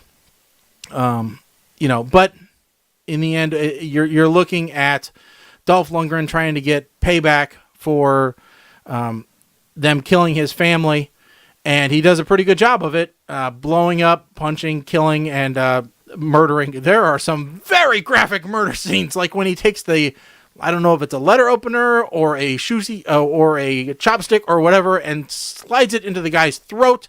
That is one heck of an imagery. I haven't seen anything like that since Roadhouse. You know, there is some. If you like blood and guts, this movie has some good ones for you. You know, in general, it was a good movie. It kept moving along. It was only about 90 minutes long, so they did have to keep moving, and the action in it is pretty decent for what I have to assume is a fairly low budget. But I do have one question to ask. Where the hell did he get the rocket launcher when he went after the bad guy at the end? Because I did not see them acquire such weaponry. And I can't imagine a cop, who was his partner, the Asian cop, having access to rocket launcher and just holding it in his trunk. So that was the one thing that kind of, I was questioning. One thing. Yeah, one thing. Yeah. One thing, really. And I kept getting confused as to who was his daughter and who was the worker at the strip club. Me too. Bad casting. I hate to say some people all look alike, but they cast those people and they really did look very similar, so it was hard to tell. Yeah. But that's my opinion. I will give this one a smile, only because I think the acting was pretty good and the action was good and it kept moving. So, smile for me. Yep. All right, who's next? You mind, Mike, if I go in? Okay. Go right ahead. Dolph Lundgren produced this movie. He came up with this movie back in 2007 when he was reading something about the slave trade. And so he went around trying to get people to help him make it. It was made in Thailand. Has lots of good people. It has Peter Weller. It has Michael Jai White, who is amazing in this. Ron Perlman is amazing. I love Ron Perlman. And so from a cast perspective, this was great. It was supposed to be about the slave trade, and there's some parts of this movie that kind of tick me off. It's like, if you're going to have a message-ish movie about the slave trade and women being exploited, don't put naked boobies in your movie, because that kind of breaks your idea. Especially when it's not part of the slave trade part. It's just people in a strip club. It's just like, you kind of lost your moral high ground there, people. Ron Perlman, not Ron Perlman. Dolph Lundgren was a little disappointed. He was hoping that he'd be able to help edit the movie. And he wasn't. The director did it only, and not him. And so I get some idea that he wasn't quite satisfied. Apparently, the little twist there about maybe the daughter wasn't killed is something that was put in at the very last minute, which is why it feels like it just is there as part of a sequel thing. Although I was kind of expecting it, because, okay, so here's the thing. At the beginning of the movie, his family dies. Apparently, the bodies of his family were completely destroyed in the fire. Yeah. A fire that is able to completely consume human bodies does not look like a house that's still standing and looks slightly singed. So that at the very beginning, I actually thought, we know the mother's dead because she was obviously shot. Very dead. But I thought the daughter was alive because that was done off screen. Obviously could not have been burned up in the fire. And so I was expecting that to be a bigger plot point than a Twilight Zone style, maybe she's alive at the very end of the movie. That didn't feel very good. Here's my biggest problem with the movie. So there is a dirty cop, and it's a dirty FBI agent. And he, in Cambodia, or wherever it's supposed to be, they're actually in Thailand. So that's why it looked good. He shoots one of the local cops and then himself to make it look like Dolph Lundgren's character did it. Why did he do that? Why did he shoot himself? Yes. And the other guy. Why did he do that? I know the answer. I'm just wondering. To make the other cop character so angry that he would kill Dolph Lundgren. Mike, can you explain why he did that? I was going to say it was to make sure that the local PD went after him. He did it because that's what the script told him to do. Wow. That's the only thing I could figure out. That's the only reason why that happened. Because otherwise it'd be like, we have a crazy cop coming. Oh, okay. Let's call the local police and catch him before he gets off the plane. Does he have any secret knowledge? Does he know the FBI agent's dirty? Does he actually know anything other than he's a crazy guy going around killing people? There's no reason for anybody to actually care about this moron. He is not anybody special. There's no reason why a dirty cop, dirty FBI agent, is going to go to the trouble of killing other people to make it look like this obviously crazy man is crazy. So that's point one. Point two. Who is the bad guy supposed to be mad at for killing his son? Should he be A, mad at the random cop who protected himself by killing his son because his son was shooting at him with a machine gun?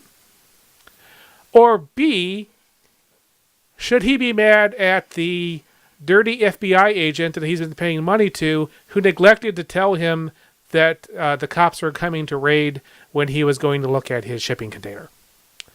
Which one of those two people should have had his family killed? Both. Yep. A real gangster would have killed them both. A real gangster never attacks cops. That's an unwritten rule. I mean, that's a known rule of the real mafia, and they don't attack cops for doing their job. So that's number one in the Blair Crime Syndicate? No, that's just a known thing. But I was just curious, man. I'm wondering who I got here. But the dirty cop you already gave money to, who's supposed to let you know that you shouldn't be going to see the shipping container, that's the one who's probably going to die. Well, he's going to die first. Yeah. So other than that, yeah, I go with the smile. There's a lot of really great martial art stuff going on here. Oh, yeah, I'm sorry. The other thing was number 3. Why was the Cambodian cop character able to keep up with Dolph Lundgren on a motorcycle? Answer, because the script said so. Captain America Super Serum. All right, Mike, okay, Mike, your turn. So I watched this today. All right. Yes. And immediately, I feel like Dolph Lundgren is to Thailand as Bruce Willis is to Dubai.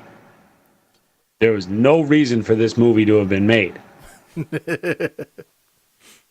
I don't understand why every time we start watching one of these movies, what is everyone's obsession with Newark, New Jersey?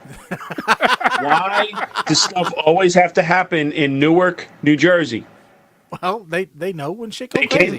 When they came in, they got the cheaper flight into Newark, New Jersey, Newark International Airport, and that's so Newark. No. And I'm kind of with you with some of the opening scenes. If I had realized how this movie was going to go, I probably would have vetoed. I would have been like, no, this is because it's one thing to do a movie about human trafficking. It's another to do a movie that actually has scenes showing smut porn. Yeah. And that's where I have a problem. Yeah, you know, just to interrupt you for a second. If they'd have just showed the girl passing out in the car and then jump to Newark, I'd have been better. I don't need to see the crap in tying her down and all that stuff. Right, exactly. I don't need to see that. My brain can fill it in with abstracts that don't need details. Yes, exactly. So then I think we're heading uphill because we have Dolph Lundgren. We get Peter Weller. And I have to wonder, does Peter Weller turn down any roles ever? Ron Perlman, same question. Does he turn down any roles? And I hate his accent in this movie. Oh my God. This is I would have rather if they just said he was Russian and he pulled this off as a Connery where he just spoke. Right? Yes, I'm a Russian submarine captain. Yes, no, you're not. Yes, I'm a bloody Irish cop. No, you're not. And then you get Michael Jai White, which I still remember him as Spawn. These guys show up, they bring an RPG to a gunfight, 2 bullets to the chest, and somehow Dolph survives.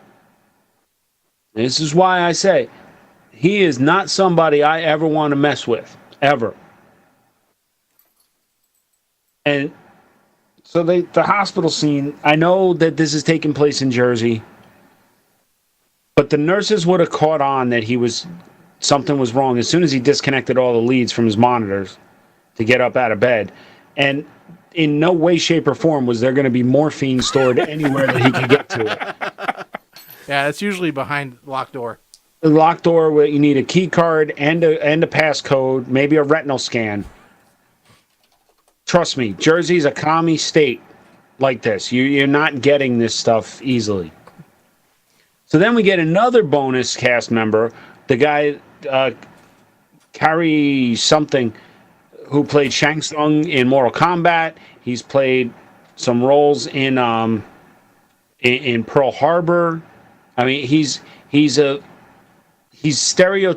Pretty much any movie where you need a Japanese military type, he's in it.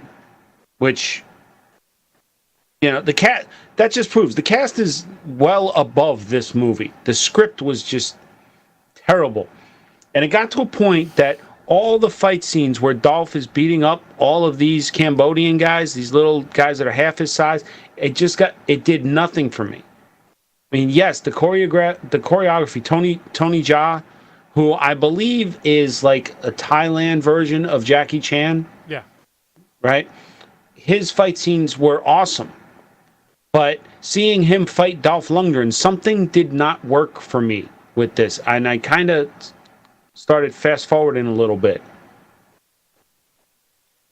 It's a little racist that the black man, the only black man in the script, was the one who was the dirty cop. All right? Sorry. And in the final scene, it pained me to see a whole bunch of Jeeps getting shot up and blown up for this movie. There's no damn reason for it. All right? This movie, those Jeeps died in vain for this movie. So, I mean, puke to Schneikes, this gets a cough from me. And I'm not even turning my head for it. I get the mess. I knocked it down a notch too because of that one little slide at the very end, where they tried to turn the movie into a PSA. Yeah, talking about. I get the message they were trying to convey. I just don't think they did a good job, and I felt like the script was just terrible. Yeah, the cast was well above the script. There is a secret to why the cast was so good. Almost all of them had the same. All of the Western actors all had the same agent. Oh, so they got a bundle. It was like a BOGO. Now, Mike, I had to step out for a second, but I don't know. Did you question why the dirty FBI agent had this insane knowledge of martial arts? No, I questioned why the only black man in the movie was the dirty cop. Because to me, it seemed incredible that he was able to counter and deflect and was winning that fight for a good long time. Well, what I said to Colin was the fight scenes where it was Tony Jaa against, and Tony Jaa was the Cambodian cop that partnered with Dolph Lundgren in the end. His fight scenes were awesome. Yeah. Right? But seeing Dolph Lundgren beat up all of the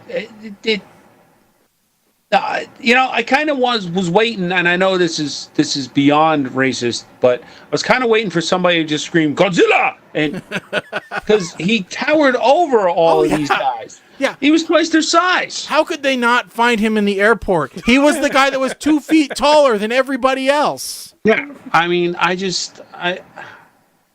look for the guy that got stuck in the doorway because he couldn't get through. I had to own up for Father vs. Son. Who picked this one? Wasn't me. It might have been me. I mean, at first I was happy. I was like, you listen to the last show, I was happy. I was like, yes, a Dolph Lundgren movie. All right. Yeah, and normally we started watching, I'm like, Jesus.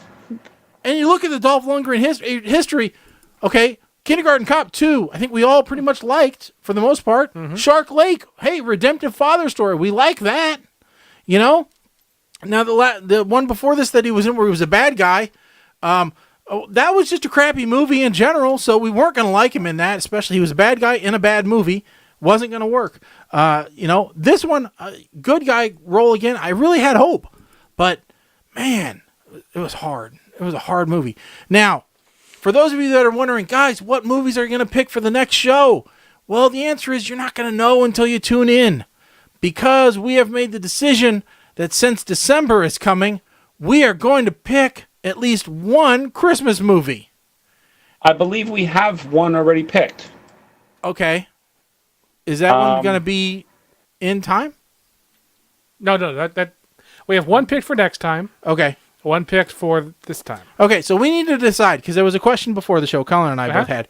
All right. Are we going to watch one Christmas movie and one regular movie? Or are we going to watch two Christmas movies for each show? I think we should do one and... One and one? Yeah, because I don't feel like there are... I don't want to do Christmas movies just for the sake of doing Christmas movies. Yeah, That's my thing. And we have two Christmas movies picked out. I actually do have a suggestion, though. Okay. Actually, I just remembered. We've talked before that sometimes we may want to have, like, maybe one of us has seen a movie. Yeah. It's a bad movie and wants to talk about it. Yeah. And that is a situation where we happen to be in. Okay. Hitman's Bodyguard. Oh, I have that downloaded. I haven't watched it yet. That was very badly reviewed. Okay. I would love to talk about it. Okay. So what do you two think about that? What, for like the next show? Yeah. Or like for an add-in episode? Either way. Well, it's December. We do owe people presents. Well, so we could do a spur of the moment, thing. You send me, you record it, and then you send it to me, and I throw it up on the feed, or I just give you the credentials and you post it to YouTube. I'd rather we talk about it. Yeah, okay. I don't want to talk about it by myself. All right. No, it's fine. I mean, we could even do it. Go to a meeting if we couldn't all get together. Whatever we want to do, but we can talk about that later on. I mean, this episode's already over time, but we can do that either next show or in between shows or whatever. We can work that one out, I think. Yep. And then, so right now, tentatively scheduled, our next show is going to be December 4th. No. 7th. Sorry. The what? 7th. The 7th. Yes. Right. It would have been the 4th, but we're moving it to the 7th because of a scheduling conflict. Oh, but by the way, before we go, we've got to talk. We've got to talk about the celebrity death pool now. Oh, yes. We can't leave without talking about the celebrity death pool because it's open. It is. The celebrity death pool is open for 2018. So for the next show, we are going to have to review the rules. Yes. So I left most of the rules the way they were. I think I left all the rules the way they were, actually. I just changed 2017 to 2018. And it turns out our first show is actually, well, right now it's scheduled for New Year's, but we think we might move it. So, right now you can go and you can put in your picks. Likelihood is you're not going to violate any of our rules. All right. You've been pretty good at this all the time. We've only got we've got one person that complains about the rules every time I talk to him at work, because he wasn't allowed to do Abir, Shabak, blah, blah, blah, blah, blah, blah, blah. He wants to be able to put people in that the United Nations has decided should be dead. And, that's against our rules. He doesn't understand why we could have Charlie Manson, but we can't have, people that are on death row. And I said, well, there's the difference. But I did tell him that if he is ever wanted by an international organization, dead or alive, I would allow his name to be added. I said, for your name, I will make an exception. If you're ever wanted, dead or alive, someone can add you to the death pool. I would say if that person submits something that we have an issue with, we make him call in on the air and defend it. Oh, you don't want that, trust me. No, I so want that. You want to question my rules on my death pool? You want to question me on my show, my game? So bring it. Bring it. Okay. So everybody that is in this year's, you will be getting an email, but you can already go to ptrradio.com, click on the banner right on the homepage. That'll take you to the entry page where you can put in all your stuff. And remember, same rules as last year. If you refer somebody, you get a point. All they have to do is put either your name or your email address into the box. We can look it up either way, and we will go ahead and allot you the points before we post everything up. Please pay attention because we are in December, right near December. Yes. And that is when lots of people die. Oh, God, so many this last weekend. Yeah. So just if someone you put on the list now dies before the end of the year, just pay attention. Yeah, and know that we'll ask you for a replacement. Yes. And for the record, the referral points are only on new participants. Yes. So if you go on our page and email everyone to get them to use your referral code, no, they're people that are already in. You only get a referral point for a first-time player. Yes, first-time players. Or someone who hasn't been in for a very long time. Yeah, they couldn't have played last year at least. Let's say that, okay? Yeah. But yes, you definitely want you to get the word out about the death pool because, boy, we struggled to the finish line of 50 last year. And I would like to finish strong this year and get at least to 50. I would love us to get past that point. All right? For the record, we got 65 this year. Okay, so we struggled to get to 65. And but if you remember, we had a huge push right at the end. Yes, we got a lot of people that never played before. They didn't get any referral points because I think you posted on some website. We have people that I posted on Reddit, got banned, so we won't get those people this time. So. I will be happy with 50. Yes, I would like 75 because I always like us to grow. But, we obviously want as many as we can get would be good. So as the email that you get says, please tell your friends about this. Post it on social media, whatever you have to do.